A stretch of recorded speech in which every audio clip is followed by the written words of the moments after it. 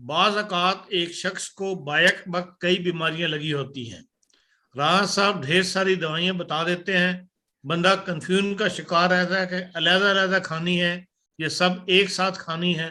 اس بارے میں راحت صاحب اگر کوئی وضاحت کر دیں۔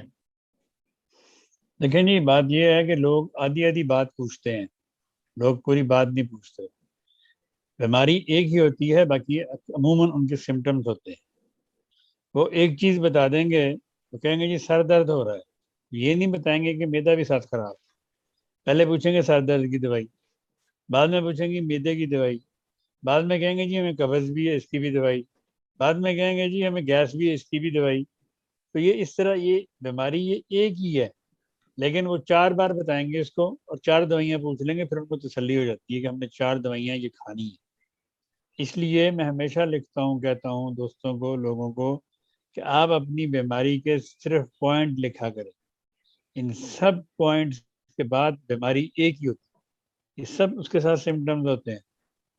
جو اصلی اگر بیماری پتہ چل جائے، اگر وہ ٹھیک ہونا شروع ہو جائے، یہ سارے سمٹم ایسے ایسے جڑتے جاتے ہیں۔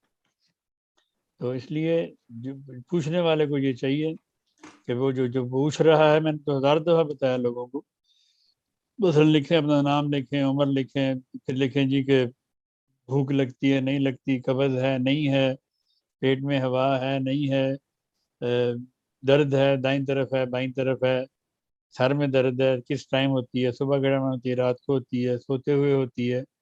یہ اس طرح کے اگر پوائنٹ اگر آپ لکھ کے بھیجیں گے تو آپ کے لیے پھر 1 2 ہی دوائیں آپ کے سامنے آئیں گی، ہارڈلی 3، لیکن اس سے زیادہ نہیں۔ لیکن اگر آپ ایک ایک علامت پوچھ کے میرے سے دوائیاں پوچھتے جائیں گے تو میں تو ہر علامت کی دوائی بتاؤں گا آپ کو، لیکن مجھے یہ نہیں پتا کہ وہ آپ کی ہیں یا کسی کے لیے پوچھ رہے ہیں۔ تو اس لیے یہ